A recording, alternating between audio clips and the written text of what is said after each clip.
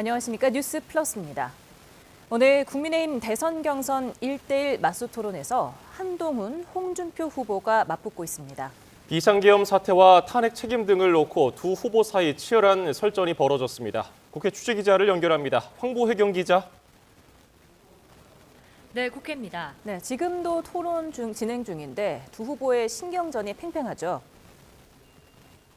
네, 오후 3시 50분부터 시작한 1대1 맞수 토론, 두 후보가 주도권을 한 번씩 주고받으며 3시간 동안 진행됩니다.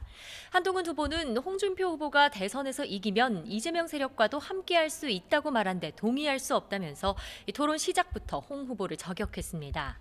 이어 홍 후보가 만약 비상계엄 사태 당시 당대표였다면 계엄을 막았겠느냐고 질문을 던졌습니다. 이에 홍 후보는 자신이 당대표였다면 계엄도 탄핵도 일어나지 않았을 거라면서 사사건건 깐족되는 당대표를 대통령이 참을 수 있었겠느냐고 맞받았습니다. 이어 한 후보에게 어제 김문수 후보를 전과 육범이라고 말한 것을 사과하겠느냐고 물었는데 한 후보는 선거에서 승리하려면 깨끗해야 한다는 뜻이라고 해명했습니다. 김건희 여사 특검법을 둘러싼 공방도 이어졌습니다. 한 후보는 당대표 시절 김 여사 특검법을 통과시키겠다고 대통령실을 협박한 게 사실이냐는 홍 후보의 질문에 그렇지 않다고 반박했습니다. 그러면서 홍 후보처럼 대통령 옆에서 아부하면서 기분을 맞췄던 사람들이 계엄에 책임이 있다고 쏘아붙였습니다. 이어 민주당 이재명 경선 후보의 법인카드 유용 의혹을 두고 이런 것까지 검찰이 기소해야 옳았냐고 적은 홍 후보 SNS 글을 지적했는데요. 왜 사소한 걸 기소해서 정치적 논쟁을 만드느냐는 의미란 홍 후보 해명에 그럼 지자체장이 법인카드를 유용해도 된다는 거냐며 재차 공세를 폈습니다. 두 후보는 한덕수 대통령 권한대행이 출마한다면 단일화할 의사가 있다는 데엔 한 목소리를 냈습니다. 내일은 국민의힘 경선 후보들이 모두 참석하는 사자 토론이 열릴 예정인 가운데 결선에 오를 최종 후보 2명은 오는 29일 결정됩니다. 지금까지 국회에서 YTN 황보혜경입니다. 한덕수 대통령 권한대행의 대선 출마 결심이 임박했고 다음 주 중반쯤 출마를 선언할 거라는 전망이 잇따라 나오고 있습니다. 한대행은 침묵을 이어갔는데 이번 주 여론조사에서 뚜렷한 지지율 상승세는 없었습니다. 신윤정 기자입니다. 한덕수 대행은 국립대전현충원에서 열린 제2회 순직 의무 군경의 날 기념식에 참석했습니다. 한 대행은 기념사에서 지금 우리가 누리는 자유롭고 평온한 일상은 대한민국 청년들의 헌신 덕분이라고 말했습니다. 당연한 것만 같은 일상 뒤에는 돌아오지 못한 수많은 젊은이들의 희생이 있었습니다. 정부는 국가와 국민을 위해 헌신한 순직 의무 군경의 명예를 높이고 유가족들에게는 최선의 지원을 다하겠다고 강조했습니다. 대선 출마와 관련해선 침묵을 이어갔는데 거취 결단이 임박했다는 전망도 나오고 있습니다. 일부 언론은 한대행이 최근 주변 인사들에게 정치권 안팎의 출마 요구를 회피할 수만은 없다고 말한 것으로 전해들었다는 정부 관계자의 말을 보도했습니다. 29일 한대행이 주재하는 국무회의를 끝으로 오는 30일 출마 선언에 나설 가능성도 거론됩니다. 공직선거법에 따라 대선에 출마하려면 다음 달 4일까지 공직에서 물러나야 하는데 한미 2+2 통상협의 결과 등을 보고받은 뒤 국내외 현안에 대한 정부의 적극 대응을 당부하고 본격적인 대선 행보에 나설 거란 관측입니다. 총리실은 그러나 관련 발언과 전망에 대해 직접 들은 바가 없고 한대행이 한 발언은 아닌 것으로 보인다고 밝혔습니다. 한대행과 친분이 있는 주변 인사 역시 아직 출마를 결심한 상황은 아니며 혼자 고심을 이어가고 있는 것으로 보인다고 전했습니다. 이런 가운데 한 대행에 대한 장래 정치 지도자 선호도가 일주일 전보다 1%포인트 하락해 6%를 기록한 여론조사 결과가 나왔습니다. 선호도는 주춤했지만 국민의힘 내부뿐만 아니라 대선 경선에 나선 주자들도 단일화의 공감대를 형성하고 있어 한대행의 최종 결심에 영향을 미칠지 주목됩니다. YTN 신윤정입니다. 민주당 이재명 대선 경선 후보가 대선 출마설이 끊이지 않고 있는 한덕수 대행을 향해 공직자의 책무를 생각해야 한다고 지적했습니다. 조기 대선 초반부터 정책 행보에 집중하던 이 후보가 오랜만에 쟁점 현안에 입을 열었습니다. 홍민기 기자입니다. 주말 호남권 순회 경선을 앞두고 전북 광주를 거쳐 전남을 방문한 이재명 대선 경선 후보. 한덕수 권한대행의 출마설을 둘러싼 취재진 질문에 이렇게 답했습니다. 제가 링 위에서 예선전을 치르고 있는데 심판이 자꾸 선수를 뛸 듯 말 듯 해가지고 많이 혼란이 있는 건 사실입니다. 이어 한 대행이 공직자의 책무가 무엇인지를 언제나 깊이 생각해야 한다고도 쏘아붙였습니다. 최근 정책 행보에 집중하며 전국 현안 언급을 피하던 모습과 달리 한 대행 출마설엔 공개 비판의 목소리를 낸 겁니다. 이 후보는 또 김건희 여사 연루 의혹을 받는 도이치모터스 사건을 검찰이 재수사하기로 한 것을 두고도 주가 조작이 처벌받을 사안이라는 걸 모르는 국민이 누가 있겠느냐며 검찰이 개선될 수 있는 조직이란 걸 조금이라도 보여주길 바란다고 뼈 있는 말을 남겼습니다. 이 후보는 재해보상 현실화와 양곡관리법 개정을 통한 쌀값 안정화 등 이른바 농업 강국 공약을 발표하며 정책 행보 역시 이어갔습니다. 특히 제4기 스마트 신도시 개발과 서울 노후도심 재개발 재건축 진입장벽 완화 등 적극적인 부동산 공급 정책을 예고하며 수도권 부동산 민심을 공략했습니다. 국회에서 열린 4.27 판문점 선언 7주년 기념식에서 문재인 전 대통령을 만난 김경수, 김동연 후보는 일제히 검찰의 문 전 대통령 기소를 거세게 비판했습니다.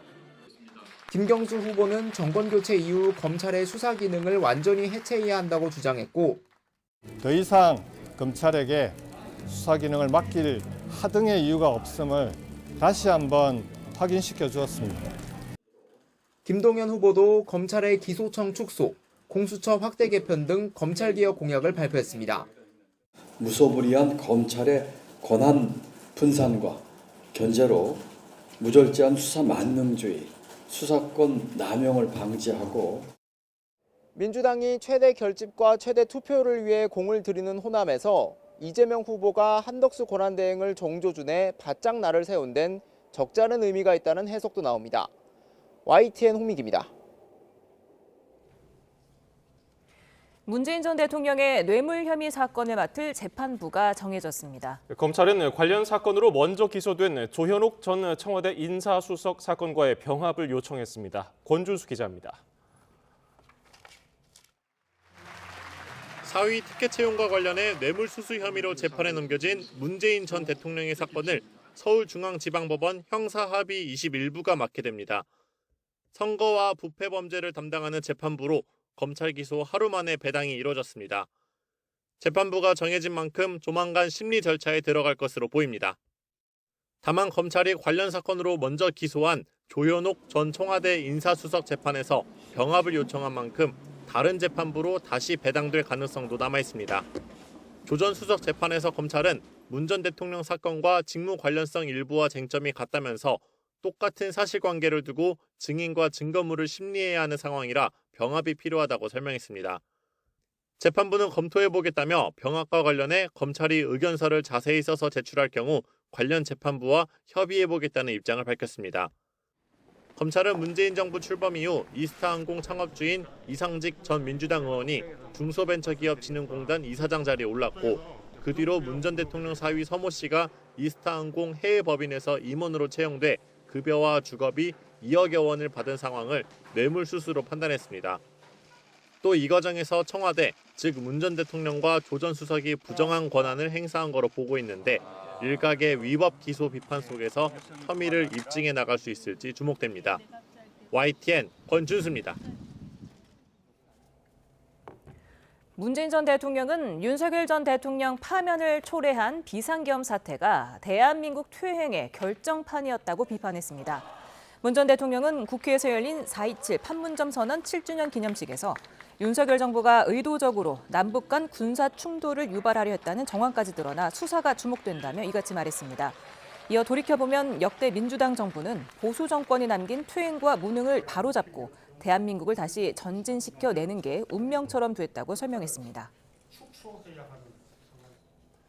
반면 국민의힘 권성동 원내대표는 문재인 전 대통령이 기소된 사위 특혜 채용 의혹은 전형적인 매관매직이라고 주장했습니다. 권 원내대표는 문 전 대통령 전 사위가 이상직 전 의원의 회사에 채용된 반대급부로 이 전 의원은 공단 이사장으로 임명되지 않았느냐면서 이같이 비판했습니다. 그러면서 더욱 가관인 것은 검찰 해체를 고언하는 민주당의 태도라며 이재명 후보와 민주당이 검찰을 증오하는 이유는 그저 자신들의 범죄를 수사하기 때문이라고 비난했습니다. 검찰이 윤석열 전 대통령 부인 김건희 여사의 도이치모터스 주가 조작 의혹을 다시 수사합니다. 다만 김 여사의 명품 가방 사건과 관련해서는 재수사 필요성이 없다고 보고 고발인 측 항고를 기각했습니다. 취재기자 연결합니다. 이경국 기자, 검찰이 김 여사 주가 조작 의혹을 다시 수사하기로 했지요? 네, 맞습니다. 서울고등검찰청은 오늘 김건희 여사의 자본시장법 위반 항고 사건에 대해서 재기수사, 그러니까 재수사를 결정했다고 밝혔습니다. 재수사는 앞서 한 차례 불기소 처분을 내렸던 중앙지검 대신에 서울고검 형사부가 직접 진행하게 됩니다. 김 여사는 권오수 전 도이치모터스 회장이 이른바 선수 등을 동원해 주가를 조작하는 과정에 전주로 가담했다는 혐의를 받고 있습니다.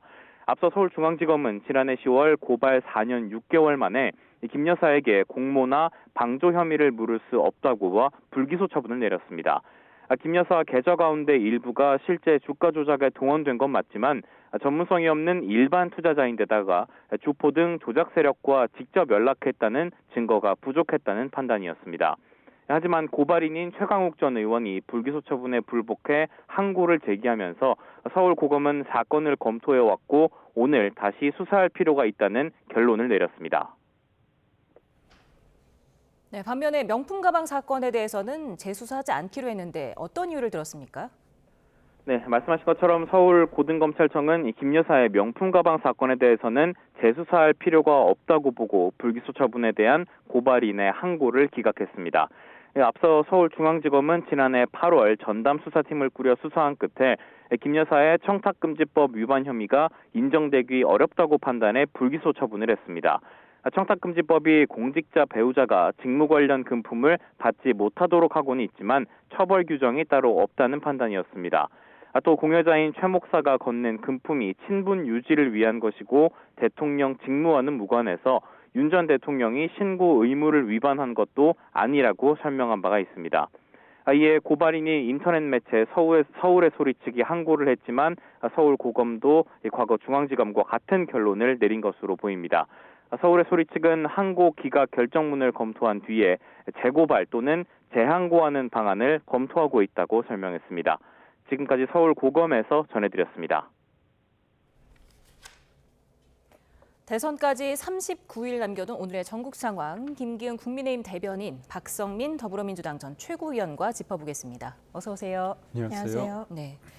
지금도 이제 토론은 계속 진행이 됩니다만 한 후보가 주도권을 가진 토론회는 조금 전에 끝났고요. 지금은 홍준표 후보가 주도권을 갖는 토론회가 진행 중입니다. 어떻게 보시고 계십니까? 두 분이 원 없이 궁금하고 어떻게 보면 상대를 공격하고자 하는 부분에 대해서 원 없이 하시는 것 같습니다. 1시간 반 동안 서로 공수를 번갈아 가면서 하는데 저는 이 부분에 있어서 좀 아쉬운 게 뭐냐면 이거를 보는 국민들이 볼 때 저쪽은 아직도 대통령 계엄을 하고 대통령이 헌재 결정에서 탄핵이 파면이 되고 그런 일련의 상황에 있을 때 여전히 과거에 매몰돼 있구나 이런 느낌을 좀 강하게 준 것 같아서 더군다나 대통령은 헌재 결정에 대해서 파면이 됐습니다. 정치적 책임이 짊어진 거죠. 어떻게 본다면. 그런데도 불구하고 민주당은 끊임없이 내란 종식 프레임을 이번 선거에 어떤 화두로 계속 던지고 있습니다. 근데 우리가 도리어 그 화두에서 벗어나지 못하고 그 화두를 계속 놓고 서로 싸우는 것 같아서 좀 안타까움이 있고 무엇보다도 이번 같은 경우는 이제 4강에서 2강을 넘어가는 그런 상황 속에 있다 보니까 저희가 룰 세팅상 당원 50% 그리고 국민 여론조사 50%입니다. 당원을 대상으로 하다 보니까 본인의 분명한 어떤 존재감을 내세우기 위해서 제가 볼 땐 좀 과한 공격도 없지 않아 있는 것 같습니다. 근데 제가 두 분한테 드리고 싶은 말은 뭐냐면 전투에서 이길 수 있습니다. 그렇지만 전쟁에서 지는 상황이 있을 수 있고요. 무엇보다도 토론은 내용도 중요합니다. 하지만 태도적인 면, 상대를 무조건 이겨야 된다는 그런 강박관념에서 좀 벗어나서 상대를 좀 이해하면서도 좀 편하게 얘기하면서도 본인의 어떤 입장과 본인의 장점을 잘 드러낼 수 있는데 그러지 못하고 있다. 그런 면에서 좀 안타깝습니다. 예, 박준 최고께서는 전반전 어떻게 보셨습니까? 일단 모두가 이제 패배하는 싸움이다 이렇게 보입니다. 그러니까 승자가 없는 싸움 같다라는 느낌을 받았는데 일단 국민들께서 지금 이 토론 상황을 보시면서 이렇게 대선 후보 경선이 허술해도 되나 이런 생각을 하실 것 같고요. 지금 보면 홍준표 후보는 한동훈 후보가 깐족거린다라는 식으로 이제 계속해서 공격을 하거나 정책 질문을 받으면 화를 내거나 아니면 뭐 말을 돌리거나 이런 모습을 보여주고 있고 한동훈 후보 같은 경우에도 특유의 어떤 화법이 있기 때문에 굉장히 공격적인 태세를 보여주고 있다. 그래서 결국에 이게 어떤 보수 정치의 품격도 전혀 보여주지 못하고 있는 상황이고 한 나라의 대통령이 되겠다고 나온 두 정치인의 수준이 굉장히 처참하다 이런 생각이 들어서 사실상 어떤 불법 계엄에 대해서 사죄하고 성찰하고 그리고 국가의 미래에 대한 고민이 양립하는 그런 토론이라기보다는 서로를 향한 비방과 훈계가 날석에 대립하는 모양새라서 국민들께 더 피로도를 드리는 그런 토론이 아닌가 싶습니다. 네. 홍준표 후보는 토론회 앞선 인터뷰에서 한동훈 후보가 참 못됐다.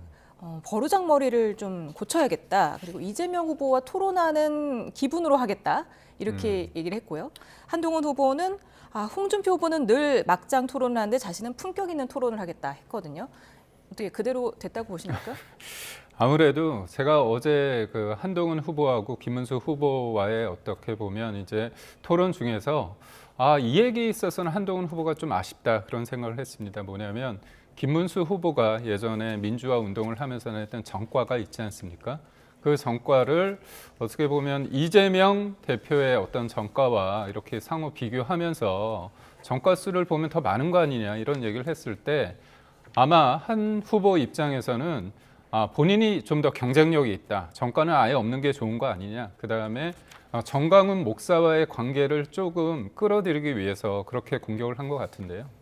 당내 토론이기 때문에 그런 공격이 도리어 제가 볼 땐 플러스보다는 마이너스가 될 수 있다. 그런 측면에서 봤을 때 홍준표 후보 입장에서는 그거를 걸고 들어가는 거죠. 한동훈 후보가 지금 당내 경선임에도 불구하고 좀 과하게 공격한다.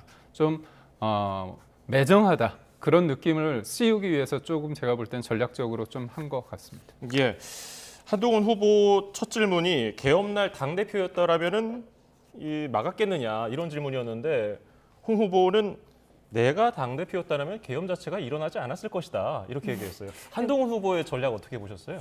일단 한동훈 후보는 계속해서 어떤 본인의 본선에서의 중도 확장성을 강조하기 위해서 계속 어떤 대통령의 불법 계엄에 대한 책임을 따지고 묻는 것 같습니다. 왜냐하면 홍준표 후보라던가 김문수 후보 이런 어떤 탄핵에 반대했던 인사들은 지속적으로 대통령을 옹호하는 목소리를 내왔기 때문에 그 부분이 한동훈 후보와 차이점이라고 본인은 생각하시는 것 같습니다. 그래서 한동훈 후보 입장에서는 계속해서 윤석열 전 대통령의 이 불법 계엄에 대한 입장을 묻고 거기에 대해서 어떻게 생각하는지를 다시 한번 날카롭게 질문함으로써 계엄에 옹호했던 세력이라는 인식을 심어주기 위함, 그리고 동시에 본인은 계엄에 반대했던, 그리고 본인의 주장에 따르면 계엄을 막아냈던 세력이 바로 본인이다라고 이야기를 하시는 데에 중점을 두는 모양새인데, 지금 보면 홍준표 후보의 말씀을 앵커께서도 언급을 해주셨지만 제가 당대표였다면 계엄이 일어나지 않았을 것이다 라고 이야기를 했고, 당대표도 모르는 계엄이 일어났다라고 한다면 당대표도 반성해야 된다 이런 주장을 하시기도 하셨고요.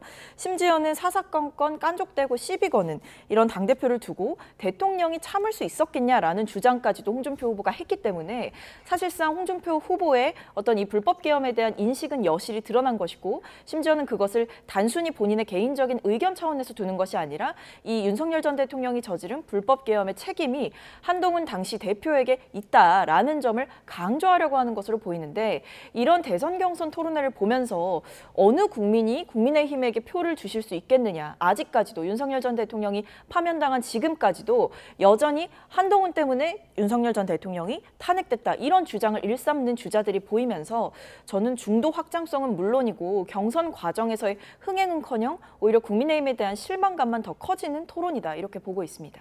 네, 지금 한동훈 후보가 홍준표 후보에게 계엄 당일에 당대표였다면 막았겠냐는 질문은 처음은 아니었습니다. 네. 그 전에도 답을 회피하지 않았습니까?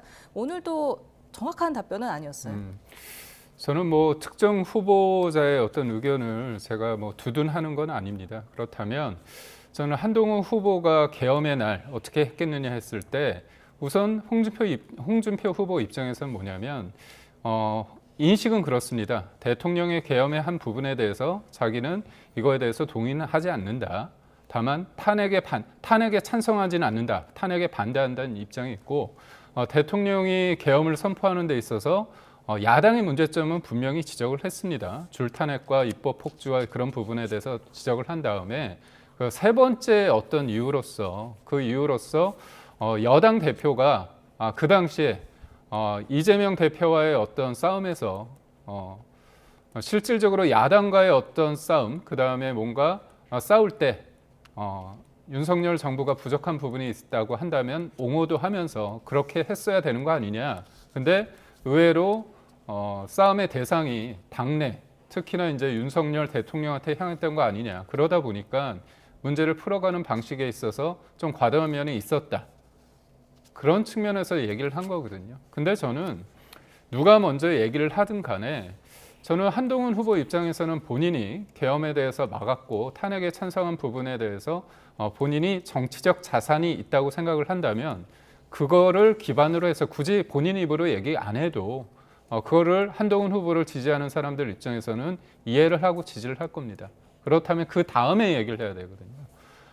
지금 조기에 대해서 미래를 논해야 됩니다.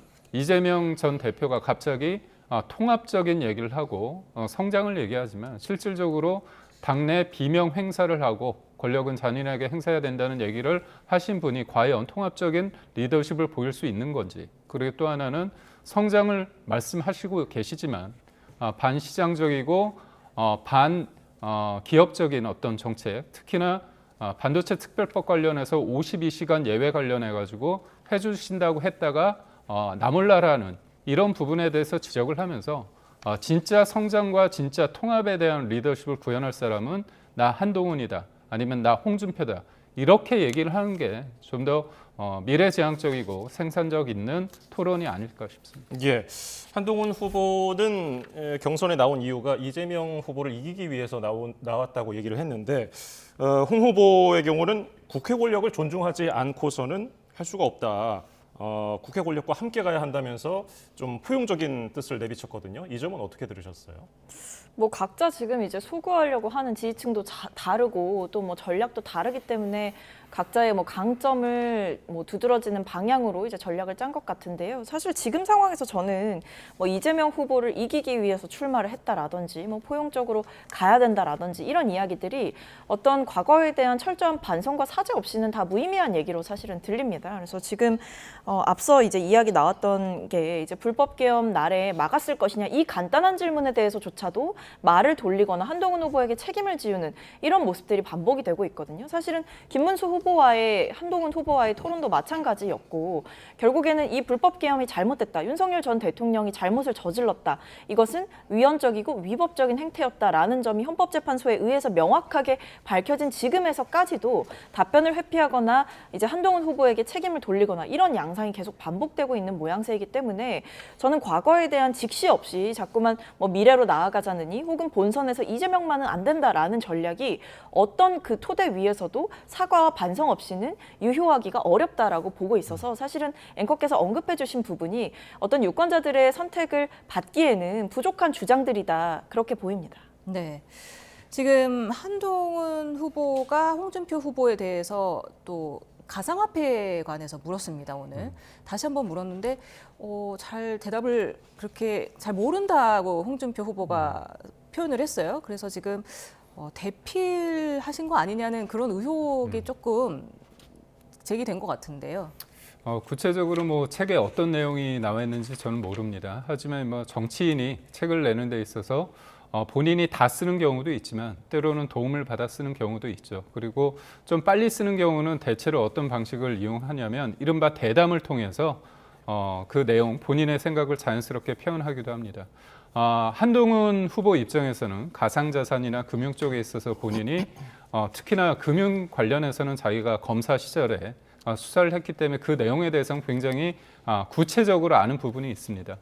일종의 이제 가상자산이나 군사 관련해서 그런 부분에서는 일종의 덕후다, 그런 얘기까지 나오고 있는데요. 그러니까 본인의 어떤 굉장히 장점을 토론을 통해 가지고 구체적인 내용을 조금 지적하면서 홍준표 후보에 비해서는 굉장히 이런 금융이나 가상자산 관련해서 이른바 젊은 세대들이 알 수 있는 그런 관심이 있는 부분에 대해서 의제를 선점하기 위해서 그런 어떤 질문을 하지 않았을까 그런 생각을 해봅니다. 네. 그러니까 지금 보면 이 대필 의혹이 불거질 수밖에 없는 게 홍준표 후보가 본인의 단독 저서로 냈던 책에서 이 발췌한 내용들을 정책적으로 한동훈 후보가 질문을 하는 과정에서 이런 의혹들이 불거지고 있는 거거든요. 그러니까 명확하게 이제 본인의 책에 어떤 내용이 있었는지에 대해서 답변을 제대로 하지 못하고 이 정책의 디테일에 대해서 물어봤을 때에도 홍준표 후보가 제대로 답변을 못하고 있는 상황이고 심지어는 계속해서 그 이병태 교수라는 분을 언급하게 되면서 지금 사실 제가 이 토론을 보면서 느낀 것은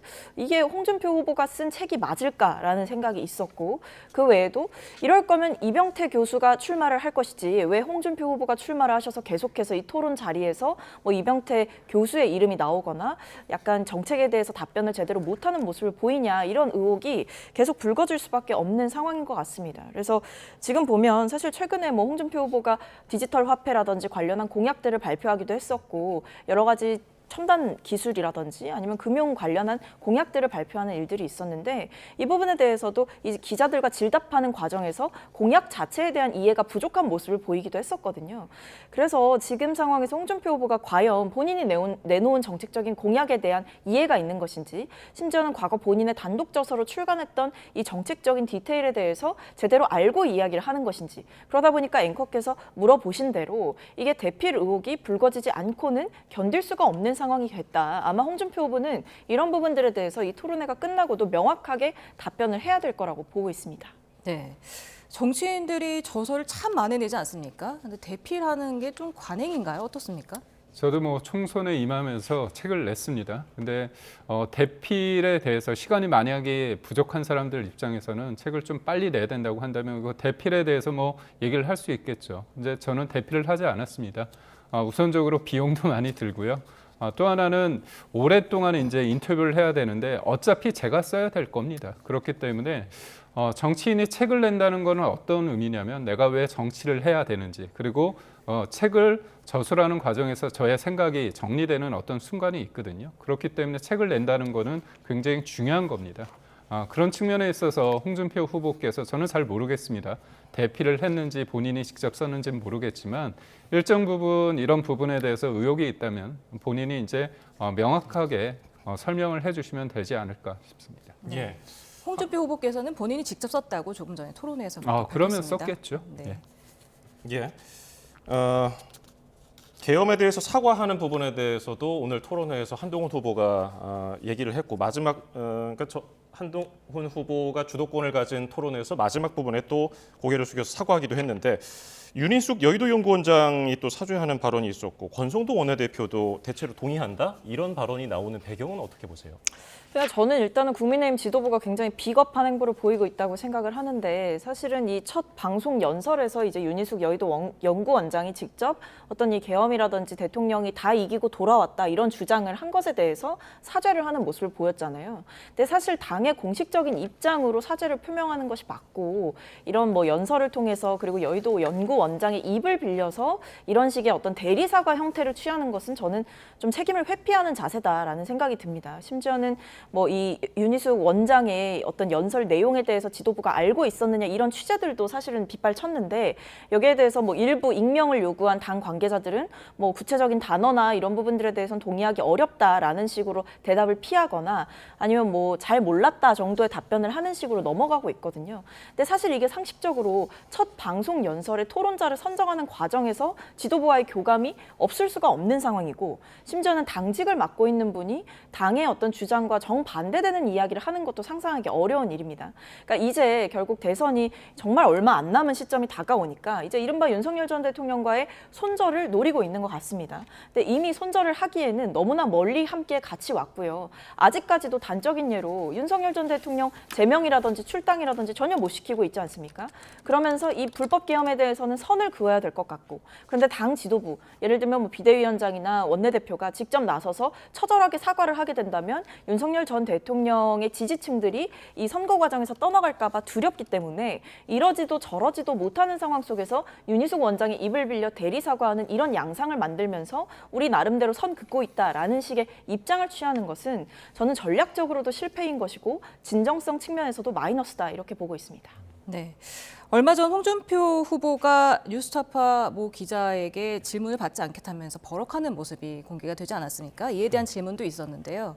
홍준표 후보가 질문을 거부할 권리도 있다. 버럭한 건 좀 이상한 기자에게 한 거다라고 했는데 지금 기자 출신이시니까 여쭤보겠습니다. 어떻게 들으셨습니까? 이상한 기자라는 표현에 대해서 제가 동의할 수는 없습니다. 그런데 어떤 특정 언론사, 특정 매체가 어떤 한 진영에 대해서는 그렇게 어떻게 보면 집요하게 그렇게 계속 질문을 하는 부분에 있어서는 의도가 좀 있을 수 있겠구나 그런 생각을 합니다. 그러니까 소위 말해서 여야를 동의, 이재명 전 대표의 여러 가지 문제점이 있을 때 그렇게 그 매체에서 그렇게 했느냐, 그 부분에 있어서 제3자가 볼 때 그러지 못했다는 그런 측면이 있기 때문에 그렇고요. 저도 기자 출신이었기 때문에 기자로서 국민을 어떻게 보면 국민을 대신해서 물을 수 있는 권리가 있습니다. 하지만 하나의 진영을 대리해서 질문을 하는 건 다르지 않습니까? 물론 제가 그 매체가 한 진영을 대표한다고 말할 수는 없겠지만 그런 것들이 반복됐을 때 정치인들이 그걸 거절하는 방법이 여러 가지가 있을 것 같아요. 웃으면서 이거는 내가 이 정도로 하겠다 할 수도 있고요. 또 홍준표 시장 특유의 어떤 스타일이 있지 않습니까? 그래서 그게 폭력적으로 비춰진 건 아니고요. 웃으면서 그렇게 기자회견장에서 떠나고 또 특정 언론사나 특정 매체에서 그렇게 반복되는 어떤 질의가 있을 때 이 부분은 웃으면서 좀 나중에 질문해달라. 그러고 또 질문도 받지 않았습니까? 그렇기 때문에 민주당의 이재명 대표 같은 경우는 애완견 발언도 하셨고 그다음에 또 기자들 관련해서 언론사 관련해서는 손배소 관련해서 징벌적 손배소까지 해야 된다. 그런 얘기 했기 때문에 국민들이 판단하실 겁니다. 이재명 전 대표의 언론관과 그다음에 홍준표 후보의 언론관 중에서 어느 게 더 무겁고 어느 게 더 잘못됐는지는 국민들이 판단할 것이라 봅니다. 네. 또 홍준표 후보가 이런 얘기도 했습니다. 한동훈 후보가 여 기자에게 너 맞는 수가 있다고 말한 적이 있어요? 하니까 하도 거짓말을 하니까 그런 적이 있다. 그러면서 가장 많이 버럭했던 것 같습니다. 홍준표 후보가. 그러니까 지금 한동훈 후보가 이 토론 과정에서 홍준표 후보의 과거 막말이라든지 여러 가지 의혹들, 논란들을 전부 다 수면 위로 끌어올리는 전략을 택한 걸로 보입니다. 근데 여기에 대해서 사실 본인이 했던 발언이고 본인이 했던 발언과 행동이 폭로가 됐기 때문에 다 기록으로 남아있는 거거든요. 그렇다고 한다면 진실되게 사과를 하고 죄송하다라고 하는 것이 맞지, 계속해서 버럭하는 행태를 보이고 말을 돌리거나 아니면 제대로 답변을 하지 못하고 화만 내는 모습을 보이는 면에서 저는 제대로 대처하지 못했다라는 생각이 들고, 사실 홍준표 후보의 과거 막말이라든지 이런 부분들을 시간이 지나면서 국민들의 기억 속에서 조금 사라진 것들도 있었을 텐데, 이번 대선 경선을 계기로 해서 홍준표 후보가 얼마나 정치인으로서 자격이 없는 후보인지, 그리고 한 나라의 대통령이 되기에 얼마나 품격이 없고 자질이 부족한 사람인지를 한동훈 후보가 오히려 스스로 나서서 증명해주고 있는 모양새여서 이번 대선 경선에서 나왔던 과거 주요 발언들을 국민들께서 다시 주목하는 효과가 있을 것이다라는 생각이 들고, 앞서 잠깐 나왔던 어떤 특정 매체에 대해서 이상한 기자들에 대해서는 답변을 안 한다라든지 이런 게 사실 저는 좀 뿌리 깊게 보여지고 있는 것 같습니다. 국민의힘 내부에서도. 왜냐하면 최근에 이 권성동 원내대표도 뉴스타파 기자를 끌고 가서 국회 출입금지 조치를 시키라고 이야기를 하는 그런 모습들이 포착이 됐고요. 심지어 이 기자에 의해서 그 매체 측에 의해서 체포치상죄라든지 아니면 폭행, 상해, 명예훼손죄로 이제 고소를 당하는 이런 일도 있었거든요. 그러면서 어떤 뉴스타파 기자가 강압적으로 취재를 했다라고 국민의힘 측에서는 주장을 했지만 사실 정당한 취재 행위였고 어떤 물리적인 위해가 가해지지 않은 상황에서 기자의 손목을 끌고 거칠게 이렇게 어떻게 보면 물리적 강압을 행사하는 이런 모습들이 노출이 되고 이런 인식들이 홍준표 후보의 입에서도 나오는 것은 적절치 못한 모습이다 이렇게 보입니다. 한덕수 대행이 출마 시에 단일화하느냐. 오늘 한동훈, 홍준표 두 후보 모두 동그라미 패널을 들었는데 여기서 주목할 점은 또 한동훈 후보가 어제는 보류를 들었단 말이죠. 왜 달라졌을까요? 저는 3주 전에 한덕수 권한대행 얘기가 나올 때 후보들이 어떻게 입장을 취할 것인가 했을 때 저는 단호하게 다 예상을 했습니다. 이게 국민의 뜻이고 당원들의 뜻이기 때문에 경선에서 1등한 사람 본인이 모든 것을 다 할 수 있다는 그런 오만, 저는 그거는 없어져야 된다고 보고 있거든요. 오세훈 시장이 불출마를 선언하면서 그런 얘기를 했습니다. 나 아니면 안 된다는 오만이 당내에 횡행하고 있다 이렇습니다. 저희가 지금 많이 부족합니다. 그래서 경선 1등이 중요한 게 아닙니다. 경선 1등이 뭔가 부족함이 있다면 한덕수 권한대행이 어떻게 보면 선거공학적으로 누군가에 의해서 나오는 게 아니라 국민들이 3주 전에 그렇게 주목하고 여론이 나오는 거 아닙니까? 그렇다면 한덕수 후보와의 어떤 단일화를 통해서 내가 이기면 더 큰 국민의힘 후보가 되는 거고요. 내가 만약에 부족해서 지면 한덕수 권한대행이 국민의 후보가 되는 겁니다. 그렇다면 나를 밟고 정권을 재창출해 달라 이렇게 얘기를 할 수 있는 거죠. 우리가 21년도에 오세훈 시장이 박영선 당시 민주당 후보를 압도적으로 이겼습니다. 서울시에 행정동이 한 420 몇 개가 있는데요. 그중에서 5개 빼고 다 이겼습니다. 그때 오세훈 시장이 처음에 나왔을 때 나경원 후보, 당내 나경원 후보가 이길 거라고 많은 사람들이 예상을 했는데 나 후보를 이기고 그다음에 당 바깥에 있던 안철수 후보와의 단일화를 통해서 또 이겼습니다. 그리고 본선에서 이긴 거죠. 지금은 이재명 대표의 독주 체제가 오랫동안 지속돼 왔기 때문에 이재명 대표의 어떤 존재감이 커 보이죠. 하지만 우리가 경선을 통해서 다소 시끄럽고 다소 부족한 면이 있지만 이런 과정을 통해서 국민의힘 후보 입장에 국민의 후보는 이런 분이 있었구나. 후보들의 어떤 재발견을 통해서 저희는 충분히 본선에서 이길 수 있다고 봅니다. 네. 또 한동훈 후보가 이제 총선 패배 이후에 63%의 득표율로 당대표에 당선된 걸 얘기를 하면서 그때 홍준표 후보가 국민의힘 당원들이 정신이 나갔다고 말을 했다고 했는데 그에 대해서 홍준표 후보가 사과하라면 하겠다라고 하면서 또 바로 꼬리를 내리는 모습을 보였습니다. 네, 맞습니다. 그러니까 이게 어떤 홍준표 후보의 과거 막말들을 이제 한동훈 후보가 다 이제 총망라해서 끄집어내는 전략인 것 같은데 한동훈 후보가 이제 63% 당원들이 그렇다면 이제 다 이상하다는 것이냐 이런 식으로 이제 공격적으로 질문을 한 거죠. 근데 사실 지금 2차 경선에서 이제 후보가 추려지는 과정에서 책임 당원들의 입김이 굉장히 중요한 국면이 됐거든요. 근데 지금 상황에서 홍준표 후보가 과거 한동훈 후보를 지지했던, 뭐 지금은 지지하시지 않는다라고 하더라도 국민의힘의 당원들을 향해서 막말을 했던 것은 사실 홍준표 후보에게는 리스크가 될 수밖에 없는 상황이고 그러다 보니까 홍준표 후보 역시도 이제 과거 본인의 발언에 대해서 부인할 수는 없기 때문에 한 발 물러서는 모습을 연출하는 것 같습니다. 근데 어쨌든 이미 어떤 물은 이미 엎어진 거 아니겠습니까? 과거에 남아있는 발언들이 이제 와서 모른 척한다고 사라지는 것이 아니기 때문에 이 홍준표 후보의 어떤 인식이라든지 이런 부분들을 한동훈 후보가 앞으로도 집중적으로 공격하지 않을까 싶습니다. 네, 지금 한동훈 후보만 유일하게 어제 오늘 3번 토론에 임하지 않습니까? 네. 득이 많을까요? 실이 많을까요? 제가 맨 처음에 질문을 주실 때 전반적으로 이제 전투보다는 전투에 이길 수 있지만 전쟁에서 지는 게 있고 또 하나는 사람들은 토론의 내용도 내용이지만 그 이미지입니다. 어떤 느낌을 주느냐가 굉장히 중요한데 한동훈 대표가 지금 한동훈 후보가 홍준표 후보를 굉장히 여러 가지 어떤 막말 논란을 통해 가지고 다시 수면 위로 올리면서 주도권을 잡는 것 같다는 느낌은 듭니다. 하지만 한동훈 후보가 굉장히 본인이 저서를 통해서 검찰의 그 이력은 빼지 않았습니까? 정치인 한동훈으로서의 어떤 자리매김을 부각시키기 위해서 그런 전략을 썼다고 봐요. 그런데 저는 이 그 토론을 보면서 한동훈 후보가 좀 검사처럼 굉장히 집요하게 하나하나 따지고 들어가는구나. 굉장히 예리한 칼과 같다. 그런 느낌이 듭니다. 그게 플러스가 될지 마이너스가 될지는 잘 모르겠습니다. 그렇기 때문에 우리가 2012년 대선을 봤을 때 그 당시에 이제 박근혜 후보에 대해서 토론 잘 못하는 것 같다. 그 다음에 통합진보당의 이정희 후보가 굉장히 매섭게 공격을 하지 않았습니까?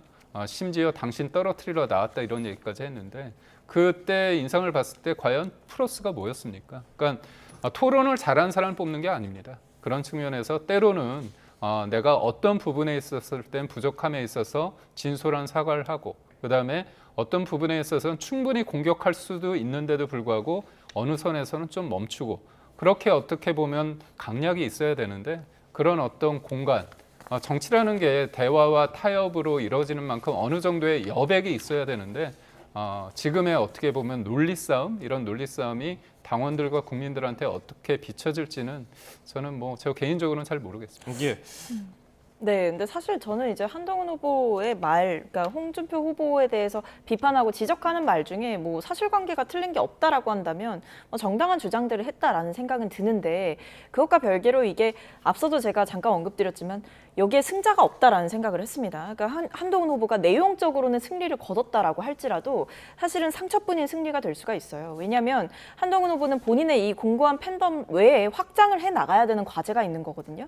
그러니까 윤석열 전 대통령을 지지하고 있고 여전히 지지해 오셨던 분들의 마음을 얻어야 되는 과제가 사실은 있는 것이고 본인이 어떤 이 계엄을 막는데 혹은 계엄을 해제하는데 여러 가지 기여를 했다라는 점을 강조하는 것 외에 사실은 당내 지지층의 민심을 살 수 있는 어떤 태도와 모습들을 보여줘야 되는데 그런 부분에서는 오히려 좀 고려가 없었던 게 아닌가. 결국에는 과거에 이제 한동훈 후보가 본인이 강점이라고 생각하는 어떤 말로써 계속해서 공격하는 이런 모습들만 계속 노출하고 그런 모습들이 더욱더 선명해질수록 오히려 이 국민의힘 내부 지지층들 사이에서는 말의 옳고 그름을 떠나서 한동훈이라는 사람에 대한 반감이 더 커질 수는 있어 보인다. 그럼에도 저는 어쨌든 상대 당이기 때문에 지켜보긴 하겠습니다만 결국에는 최종적인 결과를 좀 지켜봐야겠죠. 예, YTN이 대선 민심 여론조사를 실시했거든요. 이재명 후보가 범보수 어떤 후보와 붙어도 50%에 가까운 지지율을 보였습니다. 역시 민주당 최종 후보에 안착할 가능성은 막강하다고 봐야겠죠? 네, 사실은 굉장히 공고하다라고 봐야겠죠. 왜냐하면 지금 이 조기 대선 국면 자체가 치러지는 이유는 윤석열 전 대통령의 불법 비상계엄 때문이고 윤석열 전 대통령이 파면을 당했습니다. 근데 그 과정 가운데서 사실은 야당 대표로서 이재명 대표가 보여줬던 여러 가지 리더십이라든지 아니면 이 탄핵 정국을 매듭짓고 마무리해 나가는 과정에서 보여줬던 어떤 정치력과 안정감 면에서도 사실은 전직 당대표만큼의 어떤 공고한 입지를 가져가기가 어려운 상황이고요. 다른 후보들이. 그렇기 때문에 지금 야당으로의 압도적인 정권 교체를 해야 된다라는 민심이 저는 굉장히 공고할 거라고 보고 이재명 후보가 그동안 지금 이 경선 직전까지 보여줬던 그런 모습들이 굉장히 고평가를 받을 것이다 이렇게 보고 있습니다. 네. 그리고 또 국민의힘 4인 중 최종 후보로는 누가 적합하다고 보는지 한번 조사를 해봤는데요. 이 그래픽도 준비된 대로 보여주시고요. 한동훈 후보가 여기서 1위로 나왔습니다. 그리고 지지층과 무당층으로 좁혀봤을 때는 김문수 후보와 한동훈 후보가 동률로 나왔거든요. 지금 김문수, 한동훈 후보가 25% 동률, 그리고 홍준표 후보가 21%, 안철수 후보가 9% 순으로 나왔습니다. 이걸로 비춰봤을 때는 그러면은 국민의힘 경선 2명이 그러면 지금 김문수, 한동훈 후보가 올라가는 걸까요?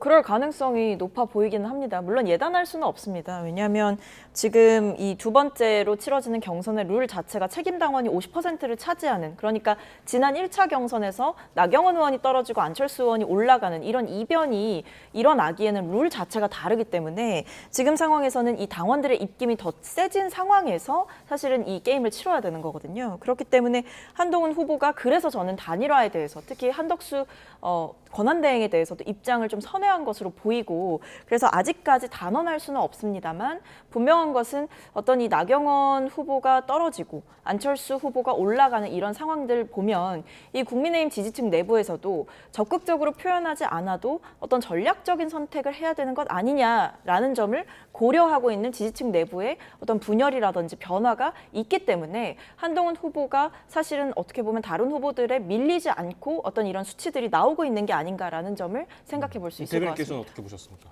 네, 잠시만 한 가지만 더 짚어볼게요. 국민의힘 지지층만 따로 떼어서 보겠습니다. 그러면 김문수 후보 31%, 한동훈 후보가 29%로 역시 그 두 후보가 지금 오차 범위 내에서 1, 2위를 차지하고 있거든요. 어떻게 예상하세요? 저는 결승 전에는 탄핵에 찬성하는 분과 탄핵에 반대하는 분이 그렇게 올라갈 가능성이 크다고 봅니다.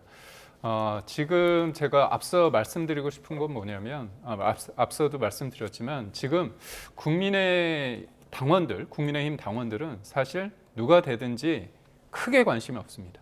왜냐하면 제 당협위원장이지 않습니까? 되게 다양해요. 다양한데 예전 같으면 당협위원장으로서 저도 누군가를 좀 찍었으면 좋겠다고 얘기를 하겠죠. 근데 제가 안 하는 이유가 뭐냐면 저희가 결국은 한 명을 통해서 분명하게 이겨야 되고 그게 만약에 부족한다면 한덕수 권한대행까지 경선 그 너머까지 우리가 생각을 해야 되는 상황 아닙니까? 그렇다면 아주 지금 우리 국민의힘 의원들이 각 캠프에 그렇게 이른바 줄서기가 이루어지지 않았습니다. 근데 이게 굉장히 좋은 거예요. 왜냐하면 지금 보십시오. 한동훈 후보와 홍준표 후보 사이에 말이 굉장히 거칠지 않습니까? 이게 경선을 하다 보면 본선에 갔을 때 본선의 상대 민주당 후보가 아니라 우리 1등을 한 후보 떨어진 쪽에서 발목을 잡을 수 있습니다. 그렇기 때문에 제가 볼 때는 치열함이 오늘로써 저는 끝날 거라고 보고 있고 다행스러운 건 뭐냐면 이를 바라보는 당원들이나 국민의힘 국회의원들이 그렇게까지 모든 생각을 후보에 투영을 해서 이렇게 싸우면서 감정이 상하고 있지는 않다.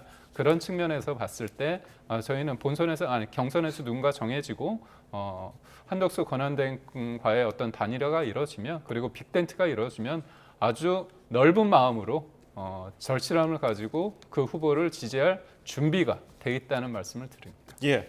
민주당은 내일 호남 경선 앞두고 있는데 이재명 후보 농업기술 간담회를 했고요. 양국관리법 개정 등 공약에 나섰는데 호남에는 어떻게 좀 작용할 거라고 보세요? 저는 이재명 전 대표 입장에서 호남의 민심을 많이 잃었다고 봅니다. 왜냐하면 제가 알기로는 그 투표율이요. 이른바 권리당원 투표율이 호남이 첫날 기준으로 했을 때 충청이 31.62%, 그다음에 영남이 46.63%, 호남이 23.29%입니다. 굉장히 낮죠. 실질적으로 그래서 충남은 50%대가 나왔고 영남은 한 70% 나왔기 때문에 제가 볼 때 호남에서는 40%대나 많아봐야 50% 초반입니다. 호남은 굉장히 전략적인 선택을 하죠. 그런 측면에서 이재명 전 대표가 마음을 얻지 못한다고 한다면 결국은 본선 경쟁력이 없을 수 있다. 그 이재명의 승리가 호남의 승리가 될 수 없다 이렇게 생각을 하고 있고요. 그리고 저는 이재명 전 대표에 대해서 조금 비판을 하고 싶은 게 양곡관리법이 뭐냐면 일정 부분 시장에 있어서의 시장 가격이 떨어지게 되면 그걸 정부가 다 사주는 겁니다. 근데 여기에 들어가는 돈이 쌀을 사주고 그 다음에 보관하는데 3조 이상이 듭니다. 그 돈은 다 어떻게 보면 국민들의 세금으로 이루어진 측면이 있거든요. 네, 지금 속보가 하나 들어와서 먼저 전해드리도록 하겠습니다. 오늘 오후 5시 반쯤 충남 천안시 풍세면에 있는 공장에서 불이 난 가운데 소방당국이 대응 단계를 격상해서 진화 작업을 벌이고 있습니다. 소방당국은 인근 소방서 인력과 장비까지 모두 동원하는 대응 2단계를 발령하고 현재 진화 작업을 벌이고 있습니다. 예, 인근에 있던 목격자는 폭발 소리가 여러 차례 들렸다고 전했습니다. 천안시는 화재 현장 인근으로 다량의 연기가 발생하고 있다면서 해당 지역 우회 등 안전에 유의해달라는 재난 문자를 발송했습니다. 관련 소식은 이어지는 뉴스에서 추가로 전해드리겠습니다. 네. 그리고 오늘 문재인 전 대통령이 국회를 찾았습니다. 어떻게 보셨습니까? 일단 국회를 찾은 거는 예정된 일이었습니다. 이제 행사가 있었기 때문에 이제 참석을 하신 거고, 이제 4.27 판문점 선언 7주년 기념식이 있었거든요. 이건 이미 예전에 잡힌 것이었고, 문재인 전 대통령의 이 참석 역시도 예정된 일이었습니다. 근데 시점이 공교로운 거죠. 이 검찰이 뇌물죄로 문재인 전 대통령을 정치적으로 기소를 하고 난 다음 날이기 때문에 이 문재인 전 대통령의 행보와 메시지가 굉장히 주목을 받았던 겁니다. 일단 우원식 국회의장과 만나신 자리에서 이 검찰권의 남용이다라고 굉장히 검찰을 강도 높게 비판을 하셨고, 윤건영 의원을 통해서도 따로 입장을 내신 만큼 사실 이 문재인 전 대통령이 뇌물을 받았다라는 식의 어떤 혐의를 뒤집어 씌우고 결국에 어떤 대가성으로 이 중진공 이사장 자리를 이상직 전 의원에게 줬고, 그 사이에 대가성으로 이 딸 부부에게 어떤 취업 특혜를 이상직 의원이 제공했다. 이런 것이 사실은 검찰의 논리인 것인데 이게 전제 자체가 틀렸거든요.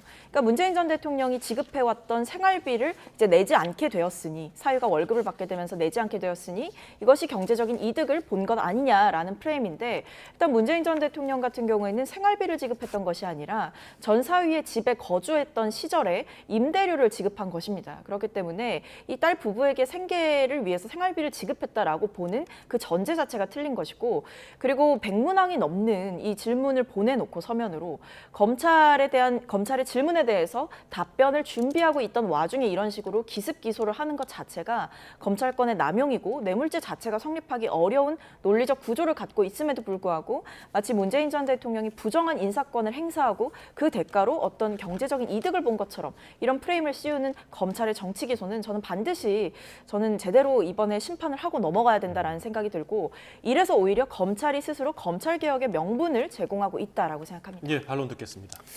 그러니까 저는 잘못을 했으면 좀 부끄러워해야 돼요. 근데 진영의 뒤에 숨어가지고 이게 표적수다, 정치 기소다 이렇게 말씀하신 거에 대해서 국민이 얼마나 납득할지 모르겠고요.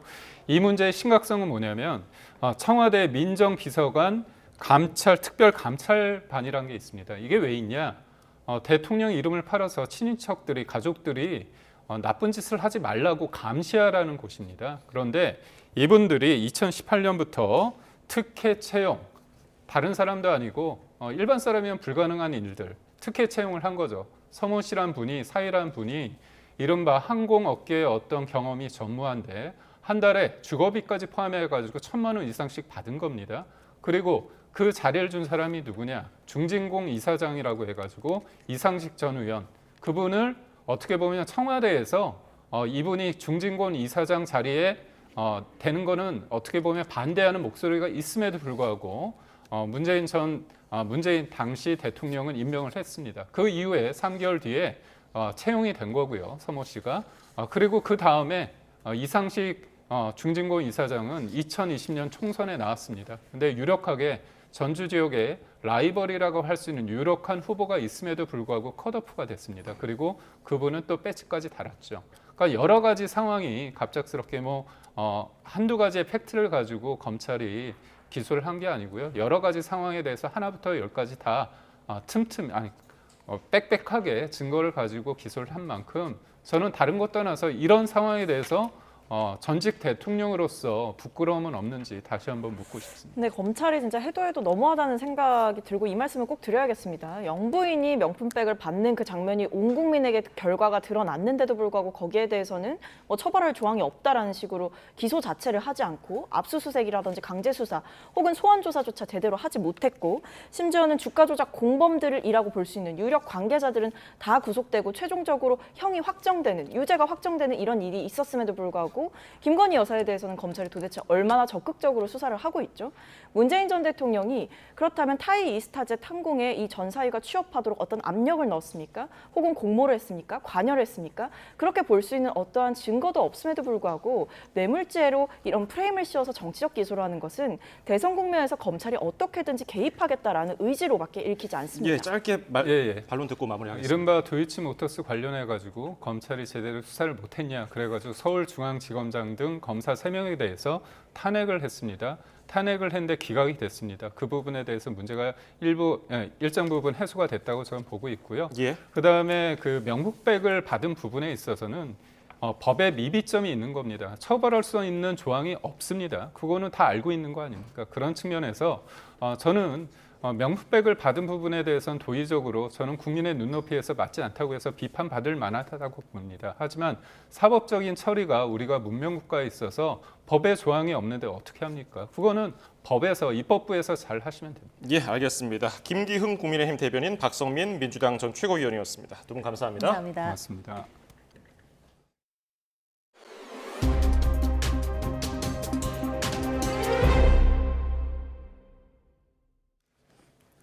서울 삼성동 코엑스에서 불이 나 1,200여 명이 긴급 대피했습니다. 불은 2시간 만에 꺼졌는데 쇼핑몰과 전시장, 식당 등이 모여있는 만큼 대규모 피해가 나는 건 아닌지 시민들은 가슴을 졸였습니다. 표정호 기자의 보도입니다. 건물에서 뿜어져 나온 검은 연기가 일대를 뒤덮었습니다. 운전자 시야를 가릴 만큼 차도에도 연기가 가득합니다. 건물 내부도 에스컬레이터와 1층 로비 등 곳곳이 밖으로 나가려는 시민들로 가득 찼습니다. 지금 밖에 소방차랑 경찰분들 와 계시고 지금 계속 대피하고 엘리베이터 몇 개는 작동이 안 돼가지고 계단으로 이동하고. 오전 11시쯤 서울 삼성동 코엑스 2층 음식점에서 불이 났다는 신고가 접수됐습니다. 건물에 쇼핑몰과 전시회장, 식당 등이 모여 있는 만큼 자칫 큰 사고로 이어지는 건 아닌지 우려됐던 상황.